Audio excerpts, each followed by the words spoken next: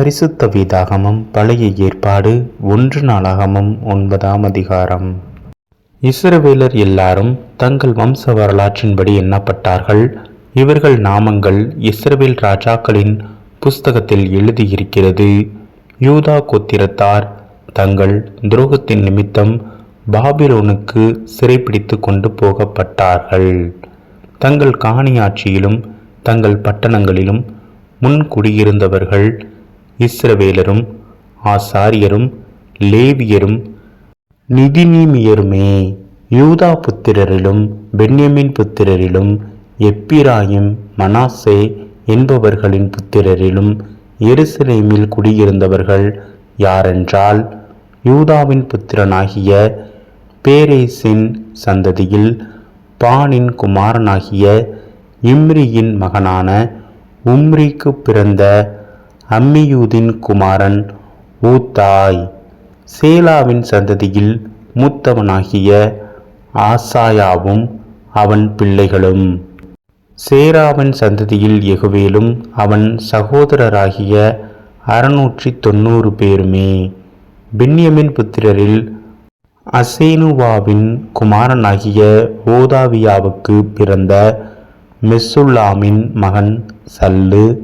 ஏரோகாமின் குமாரன் இப்னயா. மிக்ரியின் குமாரனாகிய ஊசியின் மகன் ஏலா. இப்னியாவின் குமாரனாகிய ரெகுவேலுக்கு பிறந்த செபாதியாவின் மகன் மெசுல்லாம் என்பவர்களும். தங்கள் சந்ததிகளின்படி இருந்த இவர்கள் சகோதரராகிய 956 பேருமே.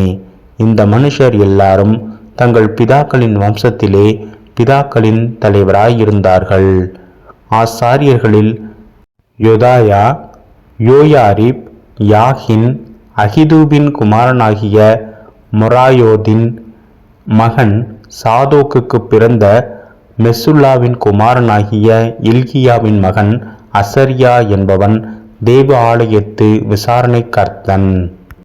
மல்கியாவின் குமாரனாகிய பஸ்கூருக்கு பிறந்த ஏரோகாமின் மகன் அதாயா.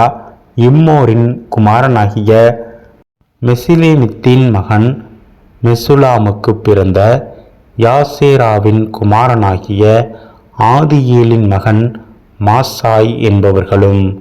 அவர்கள் சகோதரரும் தங்கள் பிதாக்களின் வம்ச தலைவரான 1760 பேர் தேவாலயத்துக்கு அடுத்த பணிவிடை திறமை உள்ளவர்களாயிருந்தார்கள். லேவியரில் மெராரியின் சந்ததியான அசபியாவின் குமாரனாகிய அஸ்ரிகாமுக்கு பிறந்த அசூபின் மகன் செமாயா. பக்பக்கார், ஏரேஸ், காலால். ஆசாபின் குமாரனாகிய சிக்கீரிக்கு பிறந்த மீகாவின் மகன் மத்தனியா. எதுத்தூனின் குமாரனாகிய காலாலுக்கு பிறந்த சமாயாவின் மகன் ஒபதியா. நெத்தோபாத்தியரின் கிராமங்களில் குடியிருந்த எல்கனாவின் குமாரனாகிய ஆசாவின் மகன் பெரேகியா. வாசல் காவலாளியாகிய சல்லும், அக்கூப், தல்மோன், அகிமான் என்பவர்களும் இவர்கள் சகோதரருமே. இவர்கள் தலைவன் சல்லும். லேவி புத்திரரின் சேனைகளில் இவர்கள் கிழக்கே இருக்கிற ராஜாவின் வாசலை காவல் காத்து வந்தார்கள். கோராக்கின் குமாரனாகிய எபியாசாப்புக்கு பிறந்த கோரேரின் மகன் சல்லூமும் அவன் பிதாவின் வம்சத்தாராகிய அவனுடைய சகோதரருமான கோராக்கியர் பணிவிடை வேலையை விசாரித்து அவர்கள் பிதாக்கள் கர்த்தருடைய பாளையத்திலே வாசஸ்தலத்திற்கு போகிற வழியை காவல் காத்தது போல வாசஸ்தலத்து வாசல்களை காத்து வந்தார்கள். எலியாசாரின் குமாரனாகிய பெனகாசுடனே கர்த்தர் இருந்தபடியினால் அவன் முதற்காலத்திலே அவர்கள் மேல் விசாரணைக்காரனாயிருந்தான். மெசேல்மியாவின் குமாரனாகிய சகரியா ஆசரிப்பு கூடார வாசல் காவல்காரனாயிருந்தான். வாசல்களை காக்கிறதற்கு தெரிந்து கொள்ளப்பட்ட இவர்கள் எல்லாரும் 212 பேராய் இருந்து தங்கள் கிராமங்களின்படியே தங்கள் வம்சத்து அட்டவணைகளில் எழுதப்பட்டார்கள். தாவீதும் ஞான திருஷ்டிக்காரனுமாகிய சாமுவேலும் அவர்களை தங்கள் வேலைகளில் வைத்தார்கள். அப்படியே அவர்களும் அவர்கள் குமாரரும் கர்த்தருடைய ஆலயமாகிய வாசஸ்தலத்து வாசல்களை காக்கிறவர்களை முறைமுறையாய் விசாரித்து வந்தார்கள். வாசல்களை காக்கிறவர்கள் 4 திசைகளாகிய கிழக்கிலும் மேற்கிலும் வடக்கிலும் தெற்கிலும் இருந்தார்கள். அவர்கள் சகோதரர் தங்கள் கிராமங்களிலிருந்து 7 நாளுக்கு ஒரு விசை மாறி மாறி அவர்களோடு இருக்க வந்தார்கள். தேவாலயத்தின் பண்டக சாலைகள் மேலும் பொக்கிஷ சாலைகள் மேலுமுள்ள விசாரணை உத்தியோகம் லேவியரான அந்த 4 பிரதான காவலர் வசத்தில் ஒப்புவிக்கப்பட்டது. காவல் அவர்களுக்கு ஒப்புவித்திருந்தபடியால் அவர்கள் தேவாலயத்தை சுற்றிலும் தங்கியிருந்து காலமே கதவுகளை திறந்து விடுவார்கள். அவர்களில் சிலரிடத்தில் ஆராதனை பணிமுட்டுகள் ஒப்புவித்திருந்தது. அவர்கள் அவைகளை எண்ணி உள்ளே கொண்டு போய் எண்ணி வெளியே கொண்டு வருவார்கள். அவர்களில் சிலர் மற்ற பணிமுட்டுகளின் மேலும் பரிசுத்த பாத்திரங்கள் எல்லாவற்றின் மேலும் மெல்லியமா, திராட்சை ரசம், எண்ணெய், சாம்பிராணி, சுகந்த வர்க்கங்களின் மேலும் விசாரணைக்காரனாய் இருந்தார்கள்.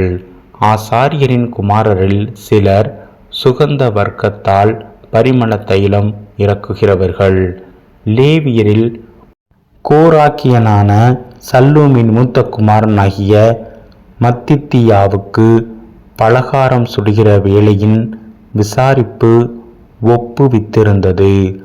அவர்கள் சகோதரராகிய கோகாத்தின் புத்திரரில் சிலருக்கு ஓய்வு நாள்தோறும் சமூக தப்பங்களை ஆயத்தப்படுத்தும் விசாரிப்பு இருந்தது. இவர்களில் லேவியருடைய பிதாக்களின் தலைவராகிய சங்கீதக்காரர் இரவும் பகலும் தங்கள் வேலையை நடத்த வேண்டியிருந்தபடியால் மற்ற வேலைக்கு நீங்களாய் தங்கள் அறைகளில் இருந்தார்கள். லேவியரில் பிதாக்களின் தலைவராகிய இவர்கள் தங்கள் சந்ததிகளுக்கு தலைமையானவர்கள். இவர்கள் எருசலேமிலே குடியிருந்தார்கள். கிபியோனிலே குடியிருந்தவர்கள் யாரென்றால், கிபியோனின் மூப்பனாகிய எகியேல், இவன் பெண்ஜாதியின் பேர் மாக்கால். அவன் மூத்த குமாரனாகிய அப்தோனும் சூர், கீஸ், பாகால், நேர், நாதாப், கேதோர், அகியோ, சகரியா, மிக்லோத் என்பவர்களுமே.